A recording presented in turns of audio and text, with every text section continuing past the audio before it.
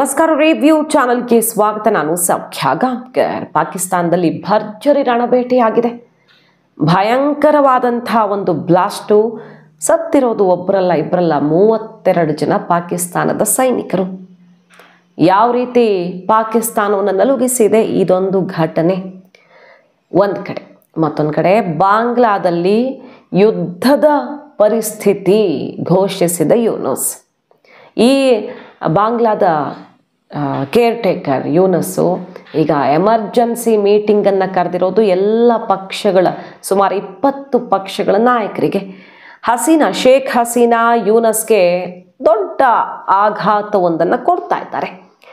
ಪಾಕಿಸ್ತಾನದ ಟೆನ್ಷನ್ ಬೆನ್ನಲ್ಲೇ ಬಾಂಗ್ಲಾದ ಸರ್ಕಾರಕ್ಕೆ ಹಸೀನಾ ಶಾಕ್. ಮಾಹಿತಿನ ಮುಂದೆ ಇಡ್ತಾ ಹೋಗ್ತೀವಿ. ಮಿಸ್ ಮಾಡಿದ್ರೆ ನಮ್ಮ ಚಾನಲ್ನ ಸಬ್ಸ್ಕ್ರೈಬ್ ಮಾಡಿ ನಿಮ್ಮ ಅಭಿಪ್ರಾಯ ಕಮೆಂಟ್ ಮಾಡಿ ತಿಳಿಸಿ. ಎಸ್ ವೀಕ್ಷಕರೇ, ಒನ್ ಬೈ ಒನ್ ನೋಡ್ತಾ ಹೋಗೋಣ. ಮೊದಲನೇದು ಪಾಕಿಸ್ತಾನದ ಬೆಳವಣಿಗೆ. ಪಾಕಿಸ್ತಾನದ 2-3 ಪ್ರದೇಶಗಳಲ್ಲಿ ಏಕಕಾಲಕ್ಕೆ ಆಪರೇಷನ್ ಆಗಿದೆ. ಒಂದು ಕಲಾತಲ್ಲಿ, ಇನ್ನೊಂದು ಕೋಲ್ವಾ.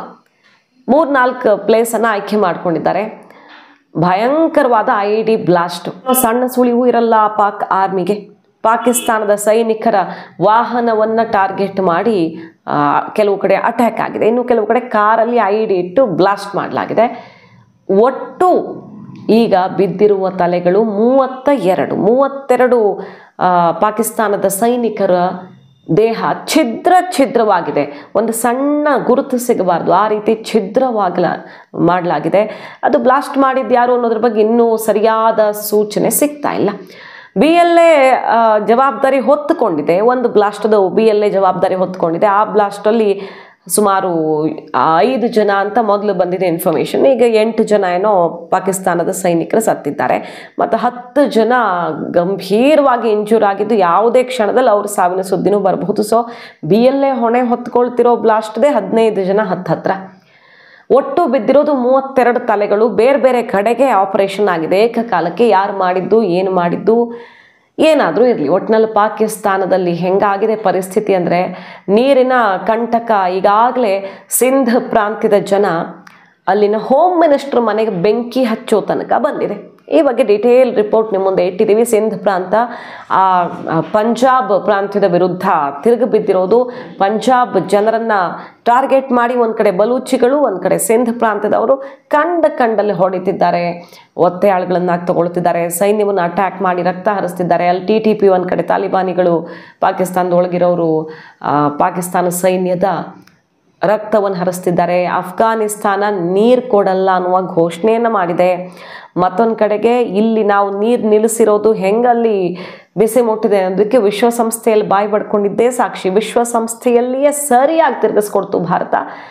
ಯಾರೇ ಮಧ್ಯ ಬಂದರೂ ಒಂದು ಡ್ರಾಪ್ ನೀರು ಕೊಡಲ್ಲ. ಯಾಕಂದರೆ ಒಪ್ಪಂದ ಮುರಿದಿರೋದು ನಾವಲ್ಲ, ಪಾಕಿಸ್ತಾನ. ಯಾಕಂದರೆ ಇದು ವಿಶ್ವಾಸದ ಮೇಲೆ, ಪರಸ್ಪರ ನಂಬಿಕೆ ಮೇಲೆ ಆಗಿದ್ದ ಒಪ್ಪಂದ. ನಂಬಿಕೆ ಮುರಿದ ಮೇಲೆ ಯಾರು ಮುರಿದಂಗಾಯ್ತು. ಸೊ ನಾವು ಒಂದು ಡ್ರಾಪ್ ನೀರು ಕೊಡಲ್ಲ ಅಂತ ವಿಶ್ವಸಂಸ್ಥೆಯಲ್ಲಿಯೇ ಖಚಿತಪಡಿಸಿದ ಮೇಲೆ ಪಾಕಿಸ್ತಾನ ಮತ್ತಷ್ಟು ನಡುಗಿ ಹೋಗಿದೆ. ಅಲ್ಲಿನ ಸಂಸತ್ನಲ್ಲಿಯೇ ಗೋಳಾಡ್ತಾ ಇದ್ದಾರೆ, ಇದರಿಂದ ನಾವು ಜೀವ ಬಿಡ್ತೀವಿ ಇದು ಮುಂದುವರೆದ್ರೆ ಅಂತ. ಈ ಹೊತ್ತಲ್ಲಿ ಜೀವ ತೆಗಿತಿದ್ದಾರೆ. ಬ್ಲಾಸ್ಟ್ಗಳು, ಸರಣಿ ಬ್ಲಾಸ್ಟ್ಗಳು ಆಗ್ತಿವೆ. ಮೊನ್ನೆ ಒಂದು ಬಸ್ ಬ್ಲಾಸ್ಟ್ ಆಗೋದು ಭಾರತ ಮಾಡಿದ್ದು ಅಂತ ಹೇಳಿತ್ತು. ಮಕ್ಕಳ ಸ್ಕೂಲ್ ಬಸ್ಸನ್ನು ಭಾರತ ಬ್ಲಾಸ್ಟ್ ಮಾಡಿದ್ದೆ ಅಂತ ಗೂಬೆ ಕೂರಿಸೋಕೆ ನೋಡಿತ್ತು ಪಾಕಿಸ್ತಾನ. ಆದರೆ ಈಗ ಅಲ್ಲಿನ ಪಾಕಿಸ್ತಾನದ ಸೈನಿಕರ ಮಾರಣ ಹೋಮ ನಡೆದಿದೆ. ಭಯಂಕರವಾದ ಬ್ಲಾಸ್ಟ್ ಅದು.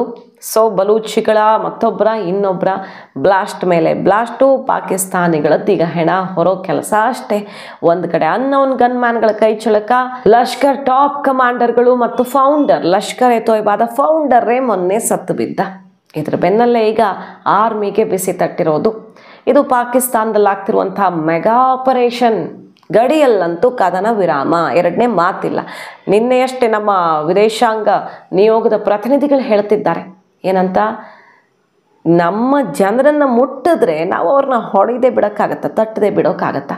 ಇನ್ನು ಮುಂದೆ ಇದು ಕಂಟಿನ್ಯೂ ಆಗುತ್ತೆ. ಒಂದು ಸಣ್ಣ ಕೃತ್ಯ ಇಲ್ಲಿ ಒಳಗಡೆ ಗಡಿ ನುಸುಳಿ ಮಾಡೋಕ್ಕೆ ಪ್ರಯತ್ನ ಪಟ್ಟರು ಇದರ 10 ಪಟ್ಟು ಹೊಡಿತೀವಿ ಅನ್ನೋ ಮೆಸೇಜನ್ನು ಇಲ್ಲಿ ಪ್ರತಿಪಕ್ಷದ ಭಾಗವಾಗಿರೋರು ಇದ್ದಾರಲ್ವ, ಆ ಪಕ್ಷದವರೇ ವಿದೇಶಗಳಿಗೆ ಹೋಗಿ ಕೂತು ಗರ್ಜಿಸ್ತಾ ಇದ್ದಾರೆ. ಇದು ನಮ್ಮ ಭಾರತದ ಬ್ಯೂಟಿ, ಅಥವಾ ಈಗ ಸರ್ಕಾರ ತಗೊಂಡಿರುವಂಥ ಅತ್ಯಂತ ಚಾಣಾಕ್ಷ ನಡೆ. ಪ್ರತಿಪಕ್ಷದ ಹತ್ರನೇ ಹೇಳಿಸೋದು, ಭಾರತ ಹೆಂಗೆ ಕಾರ್ಯಾಚರಣೆ ಮಾಡಿದೆ ನೋಡಿ, ಆಪರೇಷನ್ ಸಿಂಧೂರದ ಯಶಸ್ಸನ್ನು ನೋಡಿ ಅಂತ ಸರ್ವ ಪಕ್ಷಗಳ ನಾಯಕರನ್ನು ಸೇರಿಸ್ಕೊಂಡು ನಿಯೋಗ ಮಾಡಿ ಇದು ಭಾರತ ದೇಶ ಅನ್ನೋ ಮೆಸೇಜನ್ನು ಕೊಡ್ತಾ ಇರೋದು ಅದೊಂದು ಬ್ಯೂಟಿ ನೋಡ್ತಾ ಇದ್ದೀವಿ ನಾವು. ಈ ಕಡೆ ಬಾಂಗ್ಲಾದಲ್ಲಿ ಏನಾಗ್ತಿದೆ, Sheikh Hasina and party big shock ಕೊಡ್ತಿದೆ ಯೂನಸ್ಗೆ. ಕೇರ್ ಟೇಕರ್ ಯೂನಸ್ಸು ಪಾಪ ಬಿಡೋಕೆ ಮನಸ್ಸಿಲ್ಲದೆ ಚುನಾವಣೆ ಎಷ್ಟು ಮುಂದಕ್ಕಾಗುತ್ತೋ ಅಷ್ಟು ಮುಂದಕ್ಕೆ ತಳ್ಕೊಂಡು ಹೋಗೋಣ ಅಂತ ಕುರ್ಚಿಗೆ ಅಂಟ್ಕೊಂಡು ಕೂತಿದ್ದ ಜಮಾತೆ ಇಸ್ಲಾಂ ಆ ಭಯೋತ್ಪಾದಕರ ಸಂಘಟನೆ, ಮತ್ತೇನೂ ಅಲ್ಲ ಅದೊಂದು ಪಕ್ಷ ಹೆಸರಿಗೆ. ಅದರಲ್ಲಿರೋರೆಲ್ಲ ಪಾಕಿಸ್ತಾನಿ ಬೆಂಬಲಿತ ಉಗ್ರರು ಅನ್ನೋದು ಜಗತ್ತಿಗೆ ಗೊತ್ತಿರೋ ಸತ್ಯ. ಆ ಸಂಘಟನೆಯ ಬಲದೊಂದಿಗೆ ಸ್ಟೂಡೆಂಟ್ಸ್ ವಿಂಗ್ ಜೊತೆಗೆ ಹೆಂಗಾದರೂ ಸ್ವಲ್ಪ ದಿನ ತಳ್ಕೊಂಡು ಹೋಗಿಬಿಟ್ರೆ ಆಮೇಲೆ ನಾನೇ ನಿಜವಾದ ಪ್ರಧಾನಿನೂ ಆಗಿಬಿಡ್ತೀನಿ ಅನ್ನೋದು ಆತನ ಕನಸಾಗಿತ್ತು. ಒಂದು ಕಡೆ ಸೇನಾ ಮುಖ್ಯಸ್ಥ ತಿರುಗಿ ಬಿದ್ದಿದ್ದು ಗೊತ್ತೇ ಇದೆ. ಯಾರ ಜೊತೆಗೆ ನಿಂತಿದ್ರೋ ಹಸೀನಾ ಕೆಳಗಿಳಿಸೋದಕ್ಕೆ ಆ ವ್ಯಕ್ತಿಯೇ ಆ ಶಕ್ತಿಯೇ ಈಗ ತಿರುಗಿ ನಿಂತಿರೋದು ಯೂನಸ್ ವಿರುದ್ಧ ಒಂದು ಕಡೆ. ಮತ್ತೊಂದು ಕಡೆ BNP ಪ್ರೊಟೆಸ್ಟ್ ಆಗ್ತಿದೆ. ಎಲ್ಲಕ್ಕಿಂತ ಪ್ರಮುಖವಾಗಿ ಈಗ ಯಾವ ಅವಾಮಿ ಲೀಗ್ನ ಬ್ಯಾನ್ ಮಾಡಿದ್ನೋ ಯೂನಸ್ಸು, ಅಂದರೆ ಶೇಖ್ ಹಸೀನಾ ಪಕ್ಷವನ್ನು ಬ್ಯಾನ್ ಮಾಡಲಾಯ್ತಲ್ವ, ಆ ಪಕ್ಷ ಈಗ ಯೂನಸ್ ಈಗ ಏನು ಆ ಮಧ್ಯಂತರ ಸರ್ಕಾರ ಅಂತ ಮಾಡ್ಕೊಂಡಿದ್ದಾರಲ್ಲ ಅದು ಆ ವ್ಯವಸ್ಥೆಯನ್ನೇ ಬುಡಮೇಲು ಮಾಡೋ ರೀತಿ ಪ್ರೊಟೆಸ್ಟ್ ಮಾಡ್ತಿದೆ. ಈಗ ಯುದ್ಧದ ಪರಿಸ್ಥಿತಿ ಅಂತ ಘೋಷಣೆ ಮಾಡಿದ್ದಾನೆ ಯೂನಸ್ಸು. ತುರ್ತು ಮೀಟಿಂಗನ್ನು ಕರೆದು ಸುಮಾರು 20 ಸಣ್ಣ ಪುಟ್ಟ ಪಕ್ಷಗಳೆಲ್ಲ ಸೇರಿಸಿ 20 ಪಕ್ಷಗಳ ಪ್ರಮುಖರನ್ನು ಕರ್ಕೊಂಡು ಎಲೆಕ್ಷನ್ ನಡೆಸ್ತೀನಿ ಅನ್ನುವಂಥ ಆದೇಶವನ್ನು ಹೊರಡಿಸಿರೋದು. ನಾನು ಇನ್ನು ಡಿಲೇ ಮಾಡಿದ್ರೆ ಇದು ಬಹಳ ಗಿಲ್ಟ್ ಆಗುತ್ತೆ, ನನಗೆ ಏನು ಬೇಕಾದರೂ ಆಗ್ಬಿಡ್ಬೋದು ದೇಶದಲ್ಲಿ, ನಾನು ಅದನ್ನೆಲ್ಲ ನೋಡೋಕೆ ಬಯಸಲ್ಲ ಅಂತ ಆತ ಹೇಳ್ತಿರೋದು. ಸೊ ತಕ್ಷಣಕ್ಕೆ ಎಲೆಕ್ಷನ್ ಆಗುತ್ತೆ ಅನ್ನುವಂಥ ಸುಳಿವನ್ನು ಕೊಟ್ಟಿದ್ದು ಯೂನಸ್ ಕೆಳಗಿಳಿಯೋದು ಫಿಕ್ಸ್ ಅನ್ನೋ ಸುಳಿವು ಸಿಗ್ತಾ ಇದೆ. ಅಲ್ಲಿ ಈಗ ಸ್ಟೂಡೆಂಟ್ಸ್ ವಿಂಗಲ್ಲೂ ಕೂಡ ಬಿರುಕು ಉಂಟಾಗಿದ್ದು, ಕೆಲವರು ಈತ ಏನಕ್ಕೂ ಲಾಯ್ಕಿಲ್ಲ, ಯಾವ್ದು ರಿಫಾರ್ಮು ಮಾಡೋಕ್ಕಾಗ್ತಿಲ್ಲ, ಇವನು ವೇಸ್ಟು ಅಂತ ಅವರು ಕೂಡ ತಿರುಗಿ ಬಿದ್ದಿದ್ದಾರೆ. ಸೊ ಈತನ ಬೆನ್ನಿಗಿರೋರೆಲ್ಲ ಈಗ ತಿರುಗಿ ನಿಂತು ಬಿಟ್ಟಿದ್ದಾರೆ. ಸೊ ಮೊಹಮ್ಮದ್ ಯೂನಸ್ ಈಗ ವಾರ್ ಲೈಕ್ ಸಿಚುವೇಶನ್ ಸೃಷ್ಟಿ ಮಾಡಿದೆ ಅವಾಮಿ ಲೀಗ್ ಅಂತ ವಾರ್ನಿಂಗ್ ಕೊಡ್ತಿದ್ದಾನೆ. ಅವಾಮಿ ಲೀಗ್ ಅಲ್ಲಿ ದೇಶದ ಒಳಗಡೆ ಮತ್ತು ಹೊರಗಡೆ ಮಾಡ್ತಿರೋ ಕೃತ್ಯಗಳು ಅಂತಿಂಥದ್ದಲ್ಲ, ದೇಶ ಡಿಸ್ಟೆಬಿಲೈಸ್ ಆಗುವಂಥ ಕೃತ್ಯಗಳಾಗ್ತಿವೆ ಅಂತ ಹಸೀನಾ ಪಾರ್ಟಿ ಅಂದರೆ ಅದು ಈಗ ಬ್ಯಾನ್ ಆಗಿದೆ ಅಲ್ಲಿ. ಆ ರೀತಿ ಆರೋಪವನ್ನು ಮಾಡಿದ್ದು ಎನಿ ಟೈಮ್ ಬಾಂಗ್ಲಾದೇಶದಲ್ಲಿ ಏನು ಬೇಕಾದರೂ ಆಗಬಹುದು ಅಂತ ಹೇಳ್ತಾ ಇದ್ದಾನೆ. ಸೊ ನಾನು ಎಲೆಕ್ಷನ್ಗೆ ಹೋಗ್ತೀನಿ ಅಂತ ಘೋಷಣೆಯನ್ನು ಮೊಳಗಿಸಿದ್ದು ಈಗ ಮಹತ್ವದ ತಿರುವು ಪಡ್ಕೊಳ್ತಿದೆ ಬಾಂಗ್ಲಾದ ಗಲಾಟೆ. ಹಸೀನಾ ಈ ಟೈಮಲ್ಲಿ ಗುಡುಗಿರೋದು ಯೂನಸ್ ವಿರುದ್ಧ. ಆತ ಒಬ್ಬ ಮಿಲಿಟೆಂಟ್ ಲೀಡರ್, ಮತ್ತೇನೂ ಅಲ್ಲ, ನೋಬೆಲ್ಲು ಇಲ್ಲ, ಮತ್ತೊಂದು ಇಲ್ಲ, ಬರೀ ಆತನದ್ದು ಉಗ್ರವಾದದ ಸಪೋರ್ಟಿಂದಾಗಿ ಅಧಿಕಾರದ ಆಸೆ. ಆತ ಒಬ್ಬ ಮಿಲಿಟೆಂಟ್ ಲೀಡರ್ ಅಷ್ಟೇ.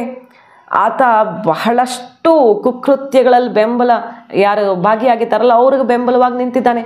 ಜೈಲಲ್ಲಿ ತುಂಬಿಕೊಂಡಿರುವಂಥ ಈ ಜಮಾತೆ ಇಸ್ಲಾಂ ಕಗ್ಗೊಲೆ ಮಾಡಿದವ್ರನ್ನೆಲ್ಲ ರಿಲೀಸ್ ಮಾಡ್ತಿದ್ದಾನೆ. ಅದಕ್ಕೆ ಆ ಸೈನ್ಯದ ಮುಖ್ಯಸ್ಥ ತಿರುಗಿ ಬಿದ್ದಿದ್ದು. ಈಗ ಮಿಲಿಟ್ರಿ ಆಫೀಸರ್ಸನ್ನು ಕೊಂದವರನ್ನು ಬಿಡುಗಡೆ ಮಾಡ್ತಿರೋದು ತನ್ನ ಅಧಿಕಾರ ಬಳಸಿ ಯೂನಸ್. ಹಾಗಾಗಿ ಅವರೂ ತಿರುಗಿ ಬಿದ್ದಿದ್ದಾರೆ. ಹಾಗಾಗಿ ಈಗ ಪರಿಸ್ಥಿತಿ ಹೆಂಗಿದೆ ಅಂದರೆ ಯೂನಸ್ ಕುತ್ತಿಗೆ ಹಿಡ್ಕೊಂಡು ಆ ಕಡೆಯಿಂದ ಈ ಕಡೆಯಿಂದ ಎಲ್ಲರೂ ಹೆಚ್ಚಿಕೋದು ಅಷ್ಟೇ ಬಾಕಿ. ಆ ರೀತಿ ಉಸಿರುಗಟ್ಟಿಸುವಂಥ ಪರಿಸ್ಥಿತಿಯಲ್ಲಿ ಎಲೆಕ್ಷನ್ ಮಾತನ್ನು ಆಡಿರೋದು ಯೂನಸ್ಸು, ಇನ್ನು ತಡ ಮಾಡಲ್ಲ ಅಂತ. ಈಗ ಹಸೀನಾ ಹೇಳ್ತಿರೋದಿಷ್ಟೇ, ನಾನು ಮತ್ತು ನನ್ನ ತಂದೆ ನಮ್ಮ ಜೀವ ಪಣಕ್ಕಿಟ್ಟು ಬಾಂಗ್ಲಾದ ಅಭಿವೃದ್ಧಿಗಾಗಿ ಮತ್ತು ಅಲ್ಲಿನ ಪ್ರಜಾಪ್ರಭುತ್ವದ ವ್ಯವಸ್ಥೆ ಉಳಿಸೋದಕ್ಕಾಗಿ ಪ್ರಯತ್ನ ಪಟ್ವಿ. ಆದರೆ ಈ ವ್ಯಕ್ತಿ ಅಮೆರಿಕಕ್ಕೆ ಸ್ವಲ್ಪ, ಚೀನಾಕ್ಕೆ ಸ್ವಲ್ಪ ಬಾಂಗ್ಲಾದೇಶವನ್ನು ಹರಿದು ಹಂಚ್ತಾ ಇದ್ದಾನೆ, ಅಡ ಇಡೋಕೆ ಹೊರಟಿದ್ದಾನೆ. ಮಾರ್ಟಿನ್ಸ್ ಐಲ್ಯಾಂಡ್ ಅದನ್ನು ರಕ್ಷಣೆ ಮಾಡೋದಕ್ಕೋಸ್ಕರ ನಾವು ಜೀವ ಹಿಡ್ಕೊಂಡಿದ್ವಿ, ನಮ್ಮ ತಂದೆ ಕಾಲದಿಂದ ಅದೇ ಆಗಿದ್ದು. ಆದರೆ ಈತ ಅದನ್ನು ಹರಿದು ಹಂಚಿ ಅಮೆರಿಕಕ್ಕೆ ಅಡ ಇಡೋದಕ್ಕೆ ಹೊರಟಿದ್ದಾನೆ, ಅಮೆರಿಕದ ಕೈಗೊಂಬೆಯಾಗಿ ಕೂತಿದ್ದಾನೆ. ಪ್ರಜಾಪ್ರಭುತ್ವ ವ್ಯವಸ್ಥೆ ಕುಸಿದು ಉಗ್ರವಾದವೇ ಅಲ್ಲಿ ಆಡಳಿತ ನಡೆಸುವ ರೀತಿಯ ಪರಿಸ್ಥಿತಿ ಉದ್ಭವಿಸಿದೆ ಅಂತ ಬಿಗ್ ಅಟ್ಯಾಕ್ ಅನ್ನು ಮಾಡಿರೋದು ಶೇಖ್ ಹಸೀನಾ ಯೂನಸ್ ವಿರುದ್ಧ. ಸೊ ಅತ್ಯಂತ ಮಹತ್ವದ ಬೆಳವಣಿಗೆ ಬಾಂಗ್ಲಾದಲ್ಲಿ ಆಗ್ತಾ ಇದೆ ಸದ್ಯ. ಯೂನಸ್ ಅಂದುಕೊಂಡಿದ್ದೆ ಒಂದು, ಅದರ ಲೆಕ್ಕಾಚಾರ ತಲೆ ಕೆಳಗಾಗಿದ್ದು ಕಂಡು ಕೇಳಿರಿದಂಥ ಮತ್ತೊಂದು ದಂಗೆಗೆ ಈಗ ಸಾಕ್ಷಿ ಆಗ್ತಿರೋದು ಬಾಂಗ್ಲಾದೇಶ. ಮಾಹಿತಿ ನಿಮ್ಗೆ ಇಷ್ಟ ಆಗಿದ್ರೆ ಮಿಸ್ ಮಾಡದೆ ನಮ್ಮ ಚಾನಲ್ನ ಸಬ್ಸ್ಕ್ರೈಬ್ ಮಾಡಿ, ನಿಮ್ಮ ಅಭಿಪ್ರಾಯ ಕಮೆಂಟ್ ಮಾಡಿ ತಿಳಿಸಿ. Thank you.